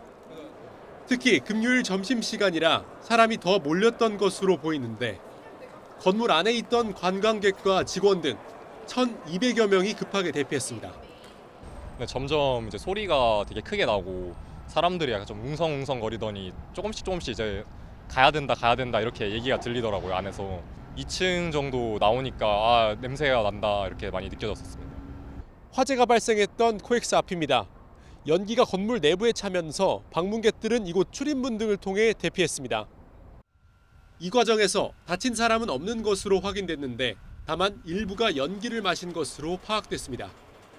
소방당국은 신고 접수 30분 만에 불길을 잡은 데 이어 2시간 만에 불을 완전히 껐습니다. 불이 났던 2층을 제외한 건물 출입이 재개됐고 중단됐던 전시회도 다시 진행됐습니다. 경찰과 소방당국은 주방 연기를 빨아들이는 천장 후드에서 불이 시작된 것으로 보고 정확한 화재 원인을 조사하고 있습니다. YTN 표정우입니다. 해킹 사고가 일어난 SK텔레콤이 2,300만 전 고객을 대상으로 유심 무료 교체를 지원하기로 했습니다. 정확한 피해 규모와 유출 내용이 아직 확인되지 않은 만큼 2차 피해를 예방하기 위한 근본적 대책이라는 취지입니다. 김태민 기자의 보도입니다. 고객 유심 정보 유출 사고 일주일 만에 SK텔레콤 대표와 임직원들이 공개석상에서 머리를 숙였습니다. 고객 여러분과 사회에 큰 불편과 심려를 끼쳐드린 점에 대해 진심으로 사과의 말씀을 드립니다. SK텔레콤 측은 이번 사고 수습을 위해 다음 주 월요일부터 2,300만 명 전 고객을 대상으로 유심 무상 교체를 지원하겠다고 밝혔습니다. 해킹 사고를 인지한 지난 18일 기준 가입자 가운데 교체를 희망하는 경우엔 전국 티월드 매장과 공항 로밍센터에서 유심을 교체받을 수 있습니다.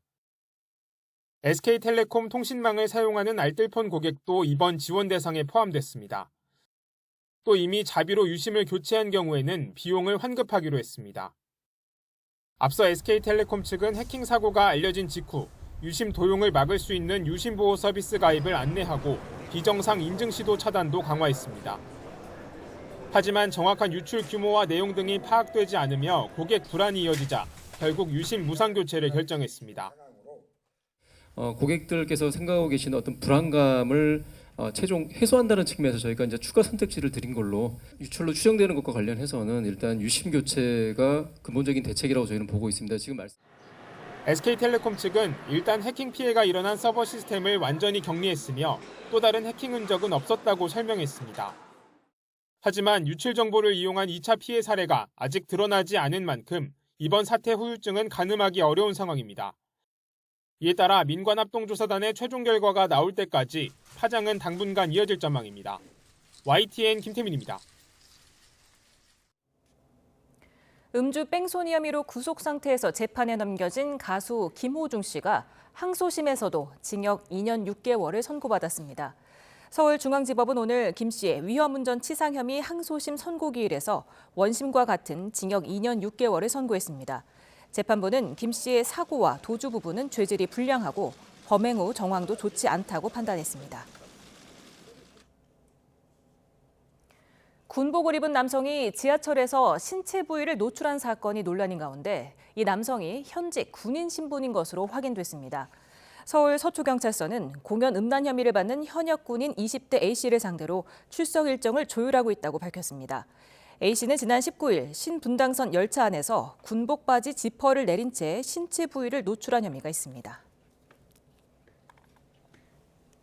정부는 이번 미국과의 2+2 회동으로 관세 조치 협의의 틀을 마련했다고 평가했습니다. 이를 기반으로 당장 다음 주부터 산업부는 미국 무역대표부와 실무 협의에 착수할 예정입니다. 어떤 내용이 협의 테이블에 오를지 최하영 기자가 짚어봤습니다. 이번 회동에서 한미 재무통상수장들은 관세, 비관세 조치와 경제 안보, 투자 협력, 통화정책 이 4가지 분야를 논의해 나가기로 뜻을 모았습니다. 구체적인 내용은 다음 주부터 시작되는 산업부와 미 무역대표부의 실무 협의를 통해 정해집니다. 어떤 분야와 방식으로 향후 협의를 진행할지에 대해서는 귀국 이후에 총리님 주재 경제안보 전략 TF 및 관계부처 협의를 통해 결정하고 이를 토대로 다음 주 중에 미 측과 협의할 예정입니다. 우선 이번에 언급되지 않았던 미국산 소고기 수입 확대 등 비관세 문제가 협의 테이블에 오를 전망입니다. 경제 안보 분야에선 중국 견제 성격의 논의가 진행될 수 있습니다. 중국의 히토리나 핵심 광물 규제에 맞선 어떤 수입선 다변화나 공동 공급망 구축, 그다음에 반도체나 AI 양자 등 어떤 그 첨단 산업에 있어서 양국 간의 협력이나 이번에 미국 측이 상당한 관심을 보인 조선산업협력은 투자 협력 논의의 핵심이 될 것으로 보입니다. 다만 미국 측에서 꾸준히 요구하는 알래스카 LNG 사업 참여는 위험 부담이 큰 만큼 정부는 다른 아시아 국가와 협의체를 만들자고 역제안했습니다. 본격적으로 시작된 한미 간 협의는 다음 달 그리어 대표의 방한 때 중간 점검을 거쳐 보다 구체화될 예정입니다. 5월 15일부터 양일 간 개최되는 에이펙 통상장관회의에 참석하기 위해 방한하는 USTR 그리어 대표와 추가적인 고위급 협의를 가질 계획입니다. 협상 시한이 오는 7월 8일로 정해진 가운데 정부는 차기 정부로 공이 넘어갈 가능성에 대비해 할 수 있는 최선을 다한 뒤 바통을 잘 넘기겠다는 의지를 비춰왔습니다. YTN 최아영입니다.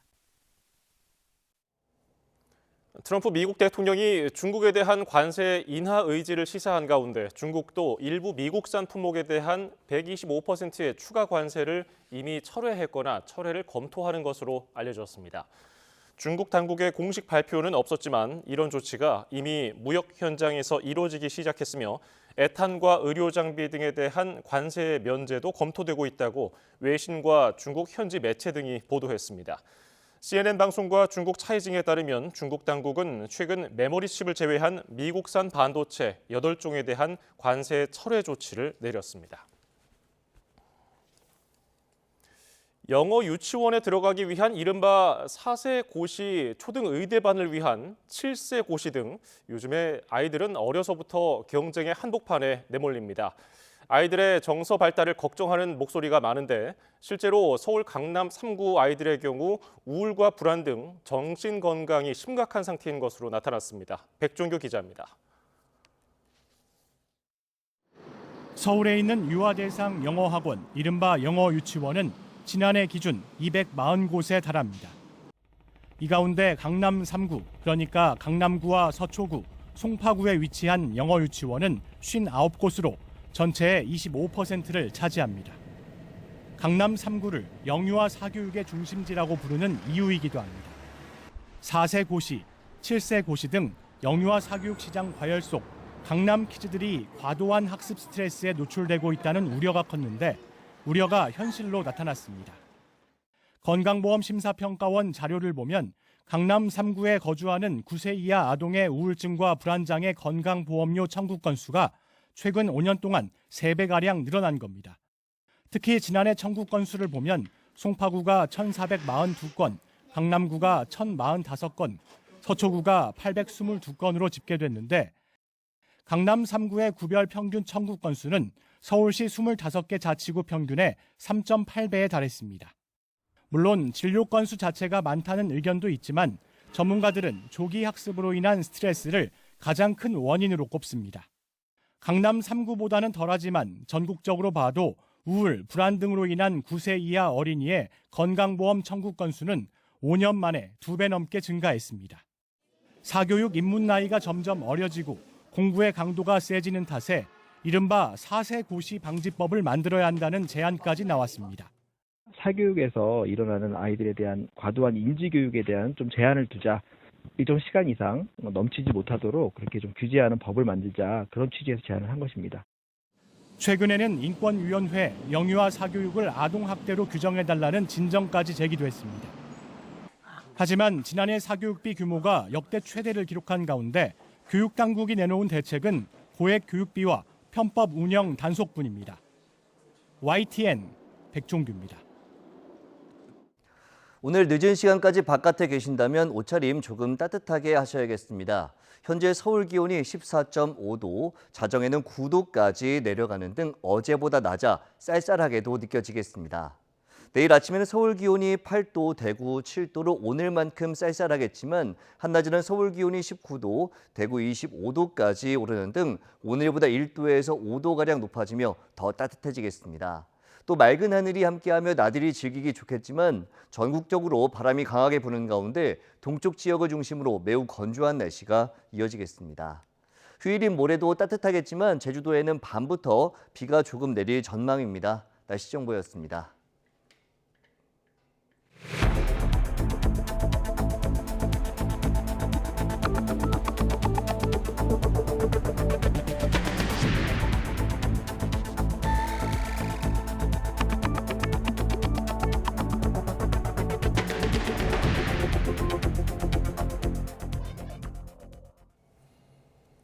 서울 고등검찰청이 김건희 여사의 도이치모터스 주가 조작 의혹을 다시 수사하기로 했습니다. 다만 김 여사의 명품 가방 사건과 관련해서는 재수사 필요성이 없다고 판단했습니다. 이경국 기자입니다. 의혹의 골자는 김건희 여사가 번호수전 도이치모터스 회장의 주가 조작에 전주로 가담했는지 여부였습니다. 하지만 사건을 수사한 서울중앙지검은 고발 4년 6개월 만인 지난해 10월 김 여사에 대해 불기소 처분을 내렸습니다. 이에 고발인인 최강욱 전 의원은 검찰 결정에 반발하며 항고했습니다. 아주 열심히 잔머리를 굴리고 교묘하게 말을 비튼 흔적들이 너무 많습니다. 항고장을 접수한 서울고등검찰청이 약 6개월 만에 재수사를 결정했습니다. 서울고검 관계자는 지난 3일 대법원이 권 전 회장 등 관련자들에 대한 유죄 판결을 확정함에 따라 추가 조사 필요성이 있다고 판단했다고 설명했습니다.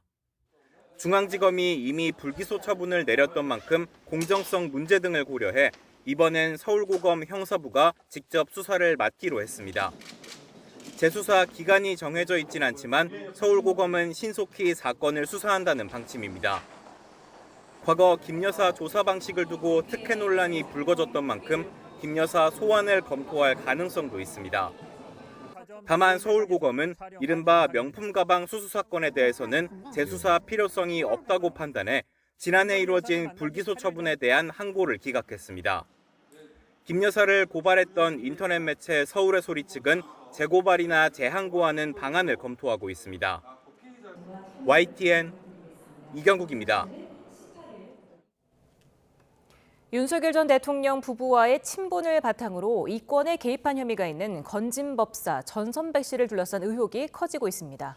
검찰은 전 씨가 국민의힘 공천에 개입했다는 의혹부터 통일교 전 간부에게 김건희 여사 선물용으로 수천만 원짜리 다이아몬드 목걸이를 받았다는 의혹까지 전방위 수사에 나섰습니다. 이미혜진 기자입니다.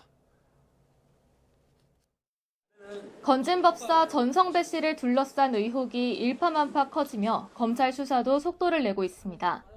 전 씨의 선거 개입 의혹이 확대되는 가운데 검찰은 전 씨가 전 통일교 간부로부터 다이아몬드 목걸이를 받은 정황을 포착한 것으로 파악됐습니다.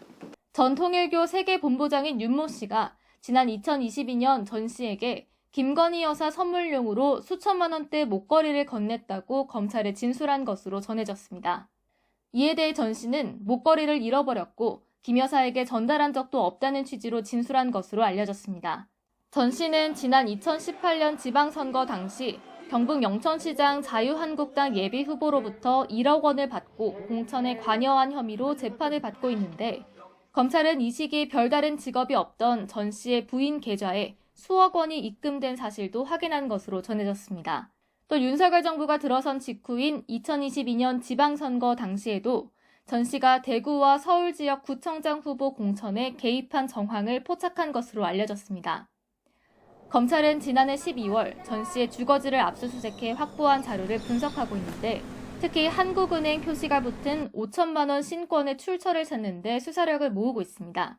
검찰은 전 씨가 기도비라고 주장하는 돈이 청탁을 대가로 한 불법 자금일 가능성이 높다고 보고 정치권과의 연결고리를 확인하고 있습니다. 전 씨가 과거 대선 당시 윤석열 캠프에서 고문으로 활동하고 윤 전 대통령 부부와의 친분을 과시해 이권에 개입했다는 의혹이 불거졌던 만큼 검찰 수사가 앞으로 윤 전 대통령 부부로 향할 가능성도 있어 보입니다. 검찰은 조만간 전 씨에 대한 추가 소환 조사와 관련자들을 상대로 한 참고인 조사도 진행할 예정입니다. YTN 임혜진입니다. 더불어민주당과 조국혁신당 등 5개 원내 정당들은 제2요구, 즉 거부권 행사로 국회로 되돌아와 재표결 끝에 폐기됐던 김건희 특검법과 내란 특검법을 공동으로 재발의했습니다. 민주당 서영교 의원은 특검 법안을 국회의원과에 제출한 뒤에 기자들을 만나 더 강력해진 김건희 특검법을 명태균 특검법과 모아서 통합특검법으로 발의했다고 말했습니다. 새로 발의된 김건희 여사 특검법에는 김 여사의 주가 조작 의혹과 명태균 씨 불법 여론조사 의혹, 건진법사 의혹 등 16가지가 수사 대상으로 적시됐습니다. 함께 발의된 내란 특검법에는 외국과 공모해서 국가를 위험에 빠뜨리는 범죄인 외환 행위 등이 다시 추가돼 내란 행위를 비롯한 수사 대상이 기존 6개에서 11개로 늘었습니다. 문재인 전 대통령의 뇌물 혐의 사건을 맡을 재판부가 정해졌습니다. 검찰은 관련 사건으로 먼저 기소된 조현옥 전 청와대 인사수석 사건과의 병합을 요청했습니다. 권준수 기자가 보도합니다. 사위 특혜 채용과 관련해 뇌물수수 혐의로 재판에 넘겨진 문재인 전 대통령의 사건을 서울중앙지방법원 형사합의 21부가 맡게 됩니다. 선거와 부패 범죄를 담당하는 재판부로 검찰 기소 하루 만에 배당이 이뤄졌습니다. 재판부가 정해진 만큼 조만간 심리 절차에 들어갈 것으로 보입니다. 다만 검찰이 관련 사건으로 먼저 기소한 조현옥 전 청와대 인사수석 재판에서 병합을 요청한 만큼 다른 재판부로 다시 배당될 가능성도 남아 있습니다. 조 전 수석 재판에서 검찰은 문 전 대통령 사건과 직무 관련성 일부와 쟁점이 같다면서 똑같은 사실관계를 두고 증인과 증거물을 심리해야 하는 상황이라 병합이 필요하다고 설명했습니다. 재판부는 검토해보겠다며 병합과 관련해 검찰이 의견서를 자세히 써서 제출할 경우 관련 재판부와 협의해보겠다는 입장을 밝혔습니다. 검찰은 문재인 정부 출범 이후 이스타항공 창업주인 이상직 전 민주당 의원이 중소벤처기업진흥공단 이사장 자리에 올랐고 그 뒤로 문 전 대통령 사위 서모 씨가 이스타항공 해외법인에서 임원으로 채용돼 급여와 주거비 2억여 원을 받은 상황을 뇌물수수로 판단했습니다. 또 이 과정에서 청와대, 즉 문 전 대통령과 조 전 수석이 부정한 권한을 행사한 거로 보고 있는데 일각의 위법 기소 비판 속에서 혐의를 입증해 나갈 수 있을지 주목됩니다. YTN 권준수입니다. 옛 사위 특혜 채용 의혹으로 재판에 넘겨진 문재인 전 대통령이 국회를 찾아 검찰이 방향을 정해 밀고 가는 부당한 기소라고 작심 비판했습니다. 민주당도 대선에 영향을 주려는 정치 수사라고 날을 세웠는데요. 국민의힘은 전형적인 비리 범죄에 적반하장이라는 반응을 내놨습니다. 손유정 기자입니다. 뇌물수수 혐의로 전격 기소된 지 하루 만에 문재인 전 대통령이 판문점 선언 7주년 기념식 참석차 국회를 찾았습니다. 기념식에 앞서 우원식 국회의장을 접견한 자리에서 검찰 기소를 두고 작심 발언을 내놓았습니다. 물론 기소 자체도 부당하지만 뭔가 정해진 방향대로 무조건 밀고 가는 그런 그 느낌이 들었습니다. 기억하는 범위에서 답변서를 써두고 사실관계를 더 확인하는 과정을 검찰과도 협의하고 있었는데 기소가 이뤄졌다며 그만큼 검찰이 정치화해 있고 검찰권이 남용되고 있다는 것을 보여주는 단적인 사례 같다고도 지적했습니다. 민주당도 검찰의 기소가 무도할 뿐만 아니라 노골적인 대선 개입에 해당한다며 일제히 규탄했습니다. 이번 기소는 내란 정부에서 지속적으로 보여준 전 정권 표적 수사이자 민주당을 망신주기 위한 정치 수사임을 다시 한번 보여주었습니다. 이러한 정치 보복용 기소권 남용은 결국 검찰 해체로 심판할 수밖에 없다고 목소리를 높였습니다. 반면 국민의힘은 문 전 대통령 사건은 전형적인 매관 매직 사건으로 재직 시절 밝혀졌으면 탄핵 사유였다고 맞받았습니다. 민주당이 검찰 해체를 공언하며 반발하는 것도 그저 자신들의 범죄를 수사하기 때문이라고 꼬집었습니다. 민주당이 권력을 장악하려는 이유는 자신들의 범죄를 영원한 미제 사건으로 만들어보려는 것입니다. 대통령 선거를 한 달여 앞두고 이뤄진 전직 대통령의 기소 소식에 양당 모두 선거에 미칠 파급력을 예의주시하며 공방전을 벌이고 있습니다. YTN 손효정입니다. 문재인 전 대통령은 윤석열 전 대통령 파면을 초래한 비상계엄 사태가 대한민국 퇴행의 결정판이었다고 비판했습니다. 문 전 대통령은 국회에서 열린 4.27 판문점 선언 7주년 기념식에서 윤석열 정부가 의도적으로 남북 간 군사적 충돌을 유발하려 했다는 정황까지 드러나 수사가 주목된다며 이같이 말했습니다. 이어 돌이켜보면 역대 민주당 정부는 보수 정권이 남긴 퇴행과 무능을 바로잡고 대한민국을 다시 전진시켜내는 게 운명처럼 됐다고 설명했습니다. 한덕수 대통령 권한대행의 대선 출마 결심이 임박했고 다음 주 중반쯤 출마를 선언할 거라는 전망이 잇따라 나오고 있습니다. 한대행은 침묵을 이어갔는데 이번 주 여론조사에서 뚜렷한 지지율 상승세는 없었습니다. 신윤정 기자입니다. 한덕수 대행은 국립대전현충원에서 열린 제2회 순직 의무 군경의 날 기념식에 참석했습니다. 한 대행은 기념사에서 지금 우리가 누리는 자유롭고 평온한 일상은 대한민국 청년들의 헌신 덕분이라고 말했습니다. 당연한 것만 같은 일상 뒤에는 돌아오지 못한 수많은 젊은이들의 희생이 있었습니다. 정부는 국가와 국민을 위해 헌신한 순직 의무 군경의 명예를 높이고 유가족들에게는 최선의 지원을 다하겠다고 강조했습니다. 대선 출마와 관련해선 침묵을 이어갔는데 거취 결단이 임박했다는 전망도 나오고 있습니다.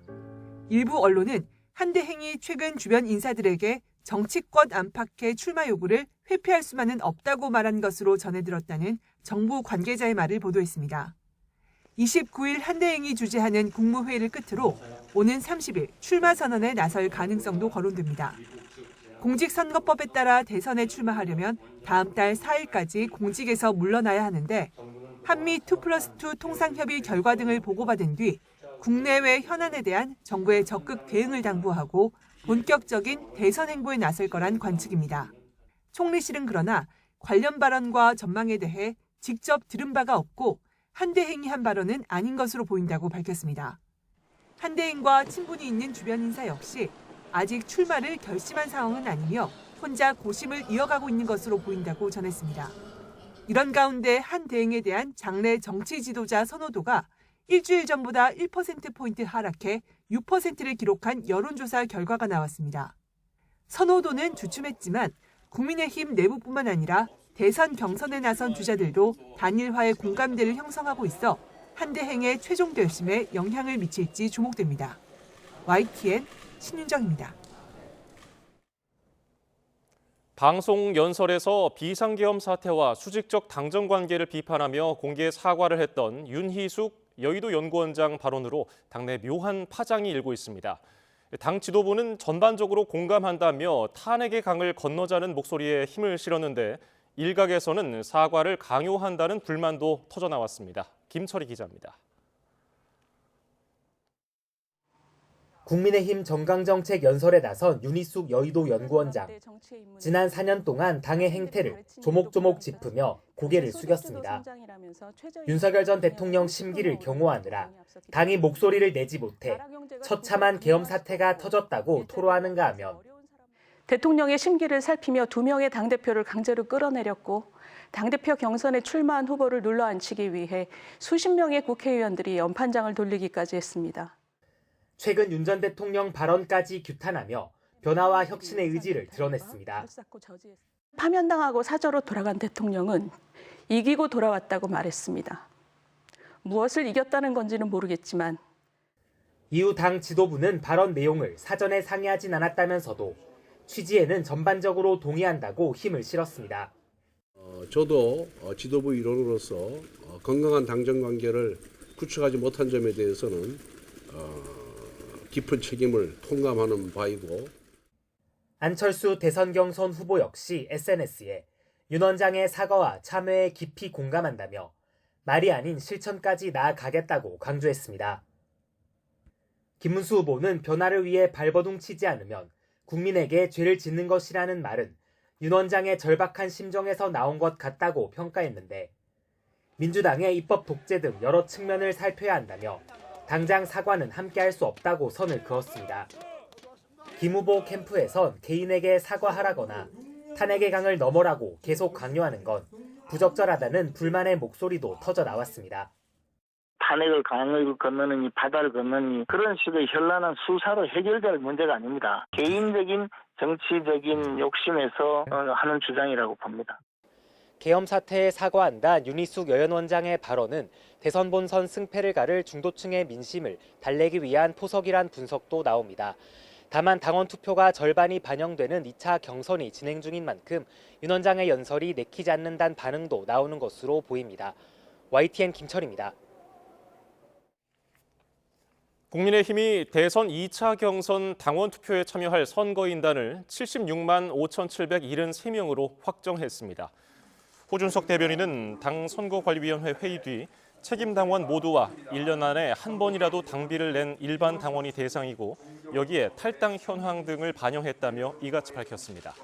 김문수, 안철수, 한동훈, 홍준표 후보가 겨루는 2차 경선 순위는 선거인단 투표 50%와 일반 국민 대상 여론조사 50%를 더해서 정해지는데 선거인단 투표는 모바일과 ARS로 오는 27일에서 28일 사이에 진행됩니다. 만약 2차 경선에서 과반 득표자가 나오지 않으면 1, 2위 사이 최종 경선이 진행되고 과반 득표자가 나올 경우에는 다음 달 3일 전당대회 전이라도 당 대선 후보와 같은 지위를 부여하기로 했습니다. 민주당 이재명 대선 경선 후보가 대선 출마설이 끊이질 않고 있는 한덕수 대통령 권한대행을 향해 공직자의 책무를 생각해야 한다고 지적했습니다. 조기 대선 초반부터 정책 행보에 집중하던 이 후보가 오랜만에 쟁점 현안에 입을 열었습니다. 홍민기 기자입니다.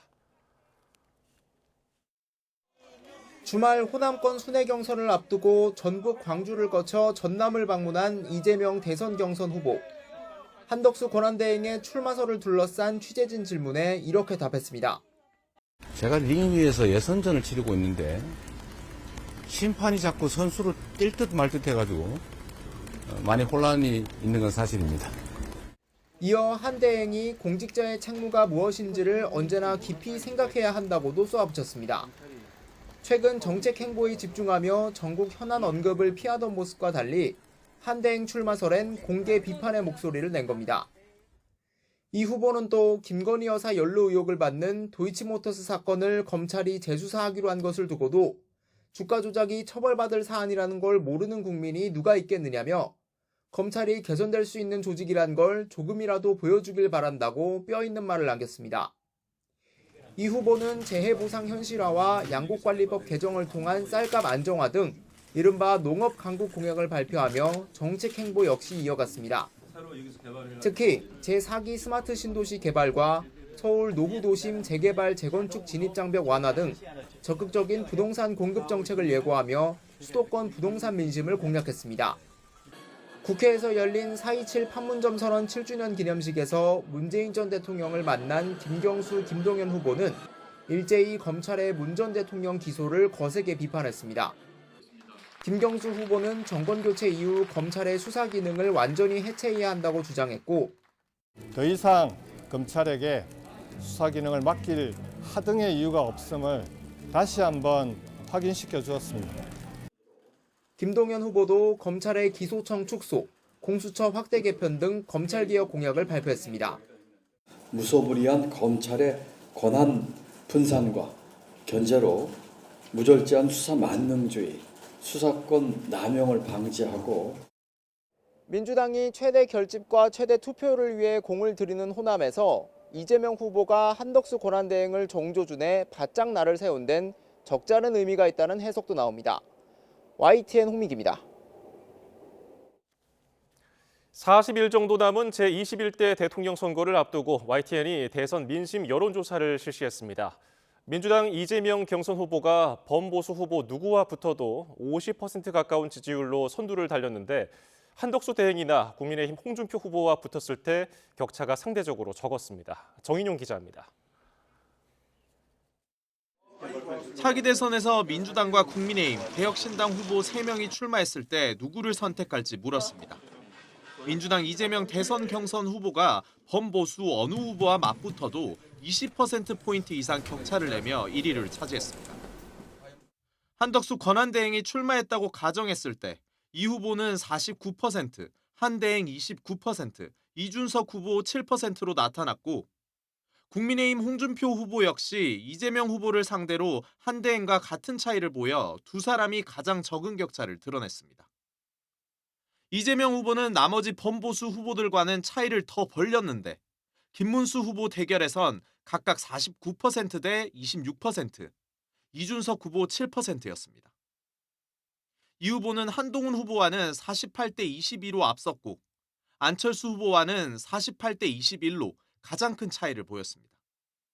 특히 이 후보의 상대가 한 후보나 안 후보였을 땐 투표할 대상이 없다는 응답도 20%가 넘는 것으로 집계됐습니다. 중요 선거의 캐스팅 보트로 꼽히는 중도층 민심으로 한정에서도 살펴봤습니다. 이재명 후보는 모든 상대와 가상 대결에서 50% 넘는 지지율을 보이며 격차를 더 벌렸습니다. 이 후보는 중도 표심에서 한덕수 대행, 홍준표 후보보다 33%포인트 앞선 것으로 조사됐고 국민의힘 후보 가운데는 김문수 후보를 상대했을 때 37%포인트 차이로 가장 큰 격차를 기록했습니다. YTN 정용입니다. 국민의힘 2차 경선에 오른 4강 후보들을 대상으로 한 조사에서는 한동훈 후보가 선두를 차지했습니다. 실제 경선에는 역선택 방지 조항이 적용되는 만큼 당 지지층과 무당층만을 따로 떼어도 봤는데 한동훈, 김문수 후보가 팽팽한 접전을 벌였습니다. 이어서 임성재 기자입니다. 국민의힘 대선 경선에선 1차 컷오프를 거쳐 후보 4명이 2차 경선 레이스를 펼치고 있습니다. YTN은 4강에 오른 김문수, 안철수, 한동훈, 홍준표 후보의 한정에 누가 국민의힘 후보로 가장 적합하다고 생각하는지 물었습니다.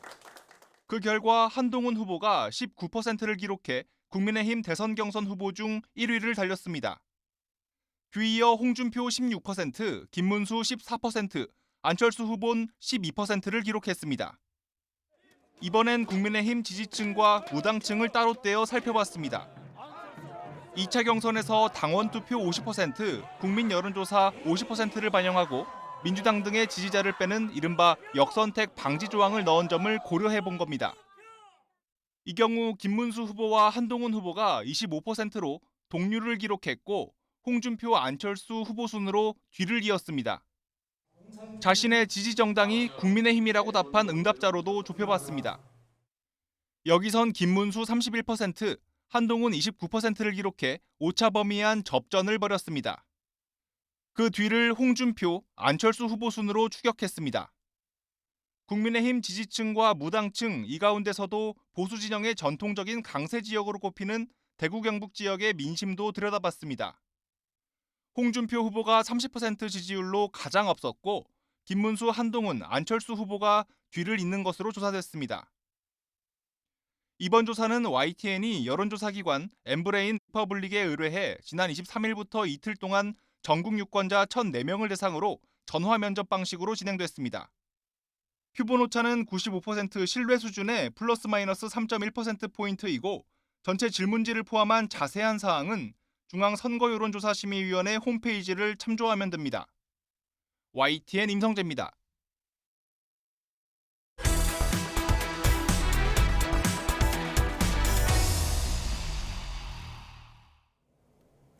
신안산선 광명 구간 지하터널 붕괴와 관련해 경찰과 노동당국이 시공사인 포스코 ENC를 압수수색했습니다. 원인 규명은 물론 붕괴 우려가 커지는데도 무리하게 보강 공사를 추진했는지도 조사할 방침입니다. 부장원 기자입니다. 경찰과 고용노동부가 붕괴 사고가 난 신안산선 광명 구간 지하터널 시공사인 포스코 ENC에 대해 압수수색에 나섰습니다. 지난 11일 붕괴 사고가 난 뒤 2주 만입니다. 포스코 ENC 본사와 현장 사무실, 감리업체까지 모두 7개 업체 9곳에 경찰 전담수사팀 수사관 60여 명과 고용노동부 성남지청 근로감독관 등 모두 90여 명이 투입됐습니다. 경찰은 공사 현장 총괄과 안전관리 등을 담당한 관계자 3명을 업무상 과실치사상 혐의로 입건한 상태입니다. 앞서 지난 11일 경기 광명시 일직동 신안산선 광명구간 공사 현장에서 붕괴 사고가 나 작업자 1명이 13시간 만에 구조되고 다른 1명은 엿새 만에 숨진 채 발견됐습니다.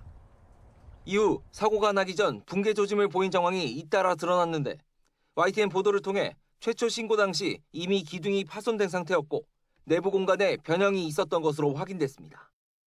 또 붕괴 우려 신고 뒤 시공사인 포스코 ENC가 터널 곳곳에 설치한 계측기에 터널 천장이 계속 내려앉아 붕괴 1시간 전에는 최대 4cm까지 침하한 것으로 기록된 사실이 확인됐습니다.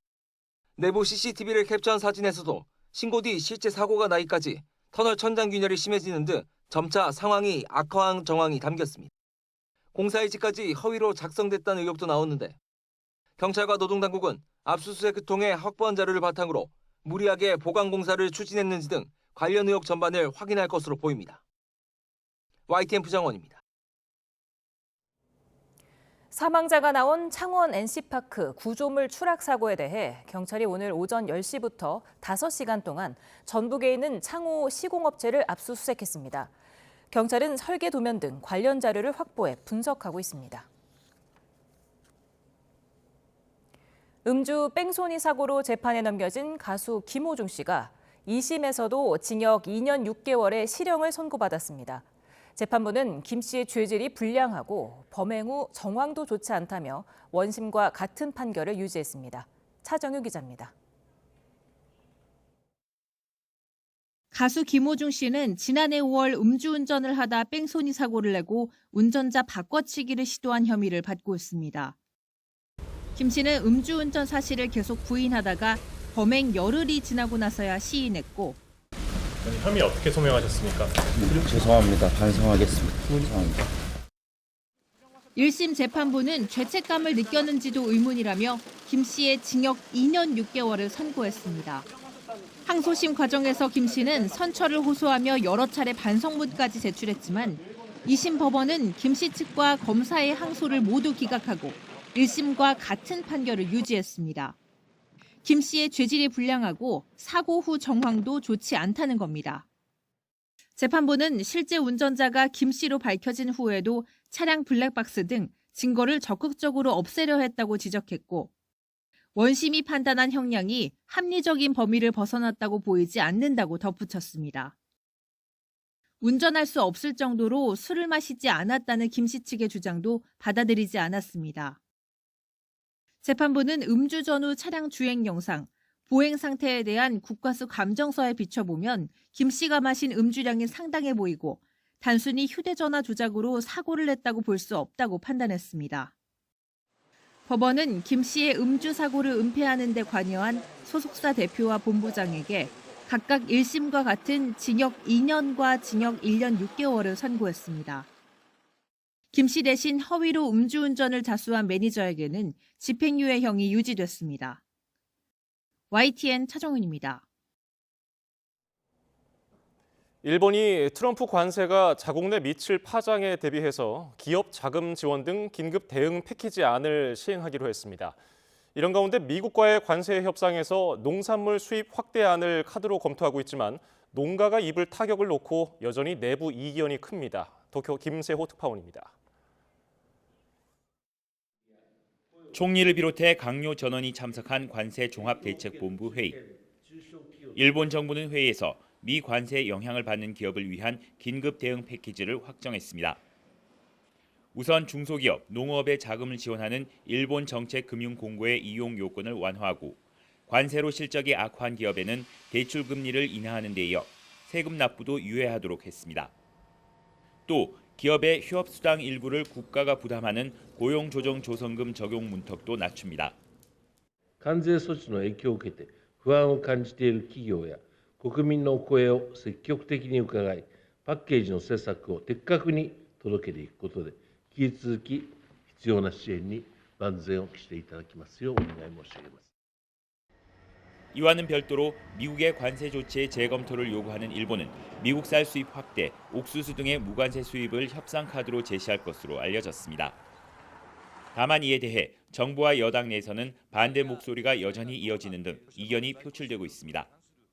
込めてる非常に感受性の強い品目でもありますから、深いなんていうんでしょうか、インパクトが経済にも社会にもある産品でありますので、単純な数字だけで議論をしないようにしないといけない。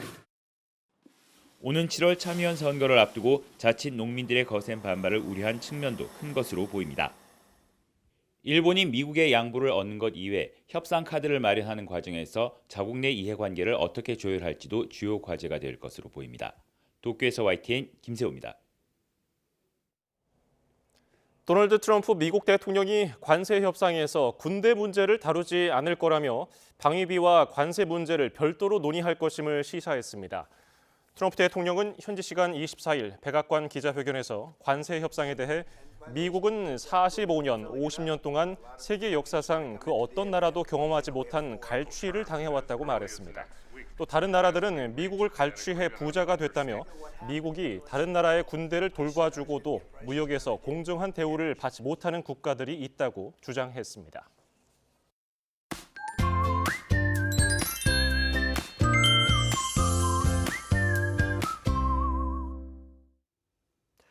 이번 달에는 주말마다 비가 내렸잖아요. 네, 맞습니다. 비가 내리면서 건조함은 좀 해소됐지만 봄 날씨를 즐기기에는 아쉬움이 좀 있었죠. 네, 그런데 내일은 4주 만에 비 없는 맑은 날씨가 찾아오면서 모처럼 나들이 즐기기 좋겠습니다. 네, 또 기온도 크게 오르겠는데요. 우선 아침에는 서울 8도, 광주와 대구 7도까지 내려가는 등 예년보다 쌀쌀하겠지만 한낮에는 서울 19도, 광주 23도, 대구 25도까지 올라 따뜻하겠습니다. 다만 주의할 것들이 있는데요. 우선 일교차가 크게 벌어집니다. 낮에는 따뜻해도 해가 지고 나면 날이 쌀쌀해지는 만큼 일교차에 대비할 수 있는 여벌의 옷을 준비해 주시기 바랍니다. 그리고 낮 동안 자외선이 강해지겠고 동쪽 지역을 중심으로 매우 건조한 날씨가 이어지는 가운데 바람도 강하게 불겠습니다. 강한 자외선과 화재 사고에도 유의해 주시기 바랍니다. 마지막으로 도시락을 준비하시는 분들은 식중독도 조심하셔야겠는데요. 차가운 음식과 따뜻한 음식은 따로 구분해서 보관을 하는 것이 좋고요. 아이스박스는 10도 이하로 유지하고 실온에 2시간 이상 음식을 두어서는 안 된다는 점도 기억해 주시기 바랍니다. 휴일인 모레도 하늘에 구름량만 늘 뿐 봄 기운이 완연하겠고요. 제주도에만 밤부터 비가 조금 내릴 전망입니다. 날씨 캔버스의 김수연, 원희다였습니다. 오늘 뉴스 플러스는 여기까지입니다. 시청해주신 여러분 고맙습니다.